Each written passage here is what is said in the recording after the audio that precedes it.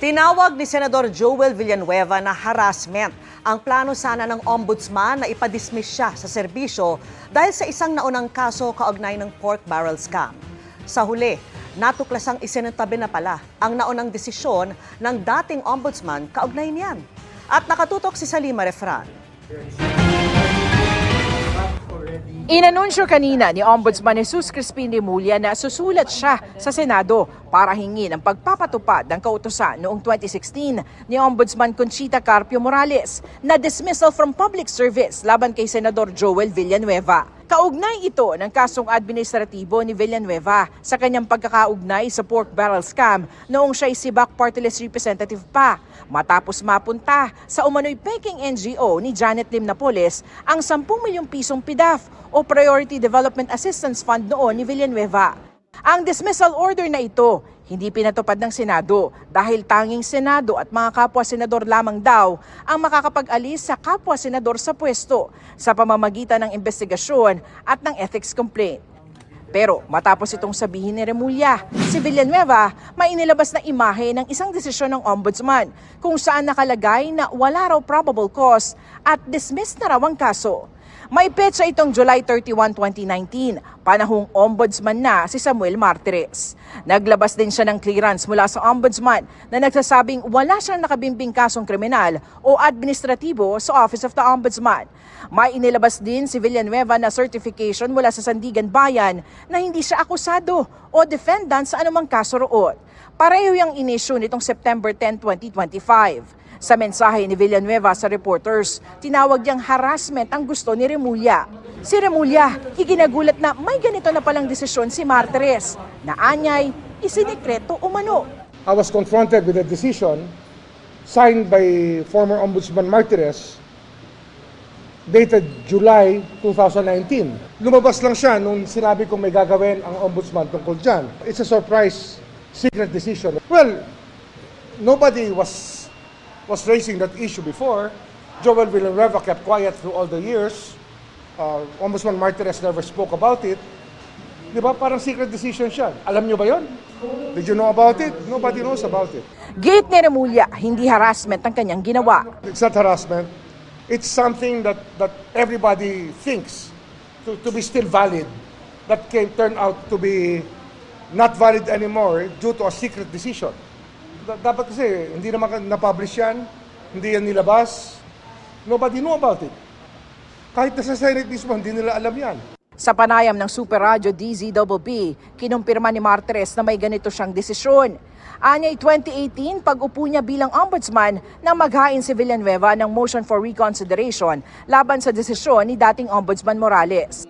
Ang argumento raw ni Villanueva, forged o pineke umano ang kanyang mga pirma sa mga dokumento at nagpadala rin ng NBI findings kaugnay nito. Inilagay lang daw si Villanueva sa request ng Buhay Party List, ngayong hindi naman siya miyembro ng party list na ito. There is no evidence on record na yung pera na tanggap ng Buhay Party List ay napunta kay Senator Joel Villanueva. I dismissed both cases, criminal and administrative cases. So doon sa kaso, doon sa administratibo na sinasabing dismissed from the service, nireverse ko yon at dinispis ko yung administrative case. Itinanggi rin niyang isinekreto ang desisyon. Abay, hindi ko alam kung anong sikreto sa amin kasi kung titingnan, mayroon kaming tinatawag na CCMS, yung Case Management System. Pag yung kaso ay nare-release, napupasok yan sa system eh. So nandun sa system na na-dismiss ko yun, wala akong sekretong ginagawa sa aking trabaho. Lahat nakabuyang-yang. Sabi ni Remulla, inaaral nila ang desisyon na ito ni Martires. Pero dahil dito, hindi na siya susulat sa Senado. Nagbago na yung premises natin. I think that it's something that raising more questions than answers. Diba? Lalo na dito, sir, sa opisina. Lalo na sa opisina ito. Para sa GMA Integrated News, Salima Refran, nakatutok, 24 oras. Ito si Villanueva ng official transmittal letter ng Ombudsman noong 2019 na nagbibigay abiso sa Senado ukol sa desisyong nagbasura sa criminal case laban kay Villanueva. Aminadong nagsuspecha si DPWH Secretary Vince Dizon sa sanhi ng sunog na sumiklab sa gusali ng Bureau of Research Standards sa DPWH compound sa Quezon City. Hihintayin muna ng DPWH ang pinal na resulta ng investigasyon ng BFP bago sabihing walang kinalaman sa mga proyekto ang sunog. Nakatutok si Joseph Morong. Sa paunang investigasyon ng DPWH na ibinatay sa impormasyon ng Bureau of Fire Protection o BFP, lumalabas na electrical failure sa kisame ang mitya ng sunog sa compound ng DPWH sa Quezon City kahapon, hindi dahil sa nag-init na computer gaya ng unang sinabi. As sa third floor ito ng Bureau of Research and Standards at hindi sa opisina ng DPWH Mimaropa gaya ng nabanggit ng isang DPWH official sa Senado. Pagtitiyak ng DPWH, hindi bahagi ang Bureau sa implementasyon ng mga proyekto. Wala tayong nakikitang critical na dokumento dito, no, na which may be critical in the ongoing investigation. Ang mga dokumento na nasa opisina ay mga manual, design at technical guidelines at walang tungkol sa flood control projects. All of these are scanned and 100% backed up in our online and physical drives. Aside from the digital copy, ay in-require po ni Secretary na ipadala po dito sa Central yung mga dokumento. Pero aminado si Public Works Secretary Vince Dizon na nagsuspecha sila noong una, lalo't kasagsagan ng investigasyon sa maanumalyang flood control projects. Lalo na kaming mga bago dito sa DPWH. Lagi kaming suspitsyoso, sinadya ba to? At ano ang mga dokumentong nandun? Kaya hihintayin nila ang pinal na resulta ng investigasyon ng BFP bago sabihing walang kinalaman ang sunog sa mga flood control projects. Dito sa Central Office ng DPWH nakalagak ngayon yung mga dokumento kaugnay ng mga flood control projects. Dito na ito ipinaipon simula ng imbestigahan ng DPWH ang mga proyekto. Ang mga dokumentong ito ang magiging ebidensya sa mga kasong isasampa. Pero bago pa man yan, hinahabol na ang pagbabalik ng pera sa taong bayan tulad ng pagpapafree sa mga ari-arian at pera ng mga sangkot. Maghahain din ng civil forfeiture case sa Regional Trial Court 6 na buwan matapos ang freeze order kaya hindi na kailangang hintayin ng hiwalay na kasong kriminal at desisyon dito. Ayon sa Anti-Money Laundering Council na tumutuntun sa daloy ng iligal na pera, may 5.2 billion pesos na halaga ng mga ari-arian at pera ng mga nasangkot ang na-freeze na ng Court of Appeals. Pero maaaring mas malaki pa ang palitan ng pera kung cash ang ilang transaksyon tulad ng nabanggit sa Senado na delivery umano ng mali-maletang pera. You can imagine that the flow of money was by cash. So it's difficult to really trace how the money went about. Maaari anyang silipin ang mga text ng mga sangkot. One way or the other, the exchange of money was done through a text message between the official and the contractor. O kung paano sila gumagastos. Katulad ng pagbili po ng mga personal and real properties. Maaari ring makabawi ng pera sa multa kung mapatunayan ng Philippine Competition Commission o PCC ang sabwatan sa bidding tulad ng ginawa umano ng mga kumpanya ng mga diskaya. Hindi ito mahabang trial kundi palitan lamang ng mga pleading. Indirectly, it's a way of getting the money back. It's because through fines, not through restitution. Iba pa yon. Okay, kay Ombudsman Boying po yun. At saka kay Solgen. Hindi biro na magbayad ng 100 million to 200, 110 million to 250 million per violation. Per violation yun. Iyan ang kontrata ni Diskaya. Di ba 1,000?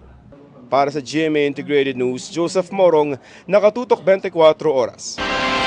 Mariing itinanggi ni Tarlac 3rd District Representative Noel Rivera na sangkot siya sa anumang uri ng korupsyon.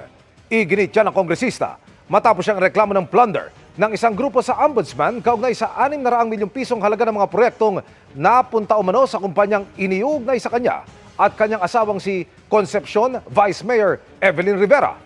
Dawit din sa reklamo si DPWH Tarlac 1st District Engineer Neil Farala. Paglilinaw ni Rivera, wala pa siyang natatanggap na opisyal na kopya ng reklamo sa ngayon. Pero anya, handa at bukas naman siyang makipagtulungan para maipaliwanag ang kanyang panig sa tamang oras at sa wastong paraan. Sinusubukan pa rin naming kunin ang panig ng kanyang asawa at ni Farala. Aminado si Pangulong Bongbong Marcos na maraming Pilipino ang nawalan ng tiwala sa gobyerno kasunod ng iba't ibang issue gaya po ng korupsyon. Sa gitna niyan, kumpiyansa siyang maibabalik ang tiwala ng taong bayan. Nakatutok si Rafi Tima. I know that these are difficult times that we live in. Our people's trust in government has been shaken. We cannot deny that. Sinabi yan ni Pangulong Bongbong Marcos sa kanyang pagdalo sa ika-124 na anibersaryo ng Philippine Coast Guard sa South Harbor sa Maynila kanina. Gayunman, naniniwala siyang kaya pa rin maibalik ang tiwala ng taong bayan sa pamahalaan. But I am certain that trust can be regained if we remain transparent and true to our mission. Inihalimbawa ng Pangulo ang mga ginagawa ng PCG hindi lang sa pagbabantay sa mga dagat sa bansa tulad sa West Philippine Sea, kundi ang pagtulong ng ahensya sa mga biktima ng mga sunod-sunod na kalamidad sa bansa. The PCG is one of the government agency that restores my faith in the dedication of the workers in government. When I see the PCG in action, I see what the best of government can look like. That is disciplined, with integrity, with excellence, working as one. Matapos ang talumpati, pinarangalan ng mga natatanging tauhan ng PCG sa pangunguna ng Pangulo. Kasama niya si First Lady Liza Araneta Marcos na isang opisyal ng PCG Auxiliary at may honorary rank na Vice Admiral. Pangako ng Pangulo sa PCG, ipagpapatuloy ng kanyang administrasyon ang modernisasyon ng PCG, kabilang ang pagbili ng mga bagong barko at eroplano. We now stand to triple our fleet in the next 5 years and will become one of the most capable Coast Guards in this part of the world. Maraming salamat po, sir. Bago niyan, dumalo ang Pangulo sa National Housing Expo 2025 sa World Trade Center sa Pasay. Pinangunahan niya ang pagbibigay ng bahay sa mga benepisyaryo ng Expanded 4PH o ang pabahay para sa Pamilyang Pilipino program. Ayon sa DSUD, mula noong 2022, nasa 400,000 pamilya na ang nagkaroon ng sariling tirahan. Ang Pag-ibig Fund, umabot na sa 57,000 ang pamilyang natulungan sa pamamagitan ng housing at house repair loans. Nauna nang ipinangako ng pamahalaan na magtatayo sila ng 1 milyong bagong tirahan kada taon, pero ibinaba ito sa mahigit 3 milyong pabahay bago matapos ang termino ng Pangulo. Para sa GMA Integrated News, Rafi Tima, Nakatutok, 24 Oras. Minumungkahi ng isang mambabatas na i-upload online ang Statements of Assets, Liabilities and Net Worth o SALN ng mga kongresista. Ayon kay Manggagawa Party List Representative Eli San Fernando, maring i-post ang SALN o tala ng mga yaman at utang sa website o sa Facebook page ng Kamara para mas madalian niyang ma-access ng publiko. Sa ngayon, may 11 mambabatas na sa Kamara ang nagsasapubliko ng kanilang SALN, kabilang si House Speaker Faustino D. III. Nagsampa ng reklamo sa Ombudsman si Public Works Secretary Vince Dizon kaugnay ng umano'y maanumalyang mga flood control project sa La Union at Davao Occidental. Itinuturong sangkot dyan ang 3 kongresista dahil sa conflict of interest umano. Nakatutok si Salima Refran. 3 kongresista ang tinukoy ni Ombudsman Jesus Crispin Remulla bilang persons of interest dahil sa may conflict of interest umano sa ilang flood control project. Una, si Benguet Representative Eric Yap na naging chairperson rin noon ng makapangyarihang House Appropriations Committee. Silver Roofs Construction Corporation, a person of interest here is Congressman Eric Yap, who is known to be the beneficial owner of the company. He divested from it a few years ago, supposedly, but there is reason to suspect that he is still the beneficial owner of the company. Dawit din ang kapatid ni Yap na si ACT-CIS Party List Representative Edvic Yap at si Bulacan 6th District Representative Salvador Pleito. Ayon kay Ombudsman Remulla, sila ang lumabas sa report ng Anti-Money Laundering Council na tumanggap umano ng hindi bababa sa 70 milyong piso mula sa mag-asawang Curly at Sara Diskaya. Kasama sa remittance ng Diskaya na natag ng Anti-Money Laundering Council. Bank-to-bank transfer. Kundi 2020 and 2019. Kasama sila sa pagkilos ng kontrata. Sila'y nakikialam at nakikiisa sa pagkilos ng kontrata. Bakit magbibigay ang kontratista ng 70 million papunta sa isang tao kung hindi dahil sa kontrata? Ipakikisuyo ng Ombudsman sa AMLC na humingi sa Court of Appeals ng freeze order sa mga ari-arian at bank accounts ng 3 persons of interest. Ang Silver Wolves Construction Corporation na iniuugnay kay Congressman Eric Yap ay kasama rin sa inireklamo ni DPWH Secretary Vince Dizon para sa graft at malversation through falsification sa Office of the Ombudsman. Dahil ito sa substandard umanong dike sa Bawang La Union na nagkakahalaga ng halos 180 million pesos. Nang inspeksyonin, nakitang props lang ang tubo na ginamit sa dike. Ang St. Timothy Construction naman ng mga diskaya ang inireklamo para sa 96.5 million pesos na Ghost Flood Control Project sa Jose Abad Santos sa Davao Occidental, kung saan lubos na nadismaya noon si Dizon ng inspeksyonin. 20 DPWH personnel rin ang nahaharap sa mga reklamo. Sinaksihan ng filing ni ICI Chairperson, Retired Justice Andres Reyes Jr. It's a case for malversation of public funds with falsification of public documents. No, it is non-bailable, no, and it holds a similar penalty as the other cases, which is life imprisonment. Ayon kay Ombudsman Jesus Crispin Remulla, ang mga reklamo ay diretso na sa preliminary investigation. Sinusubukang kunin ng GMA Integrated News ang pahayag ng magkapatid na Yap at ni Plato. Samantala, sinabi kanina ni ICI Chair Andres Reyes na pag-aaralan pa raw nila ang pagsasagawa ng live stream ng kanilang mga hearing. We have to adopt rules of procedure regarding live streaming. So, in fairness to the parties that are going to attend, of whether they consent or not, we are studying that. Para sa GMA Integrated News, Salima Refra, nakatutok, 24 oras.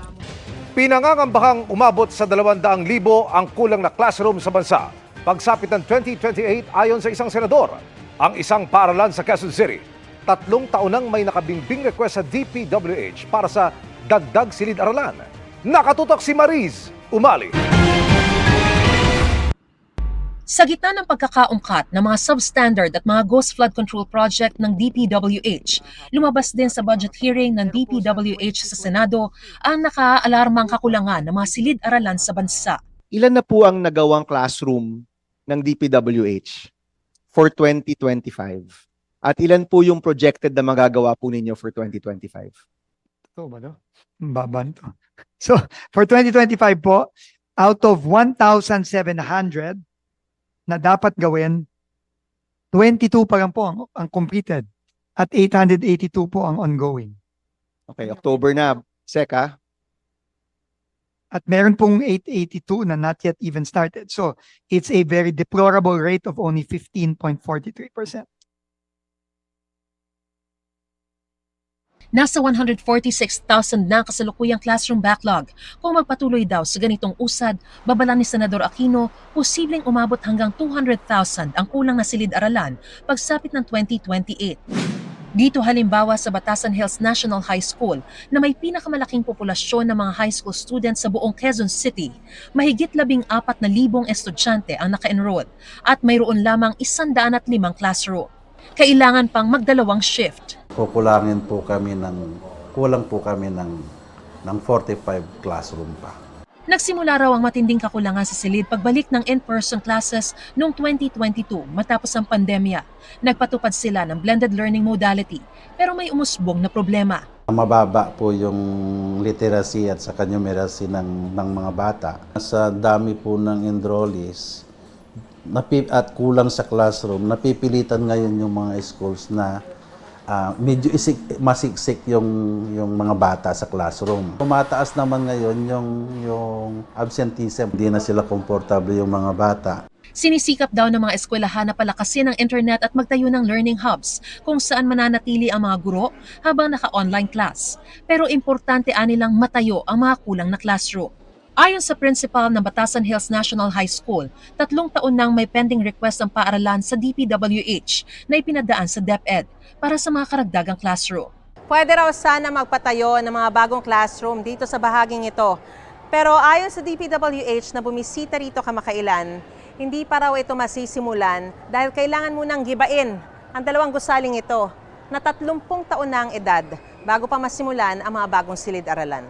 Mapuprostrate ka, lalo sa mga delays na yan.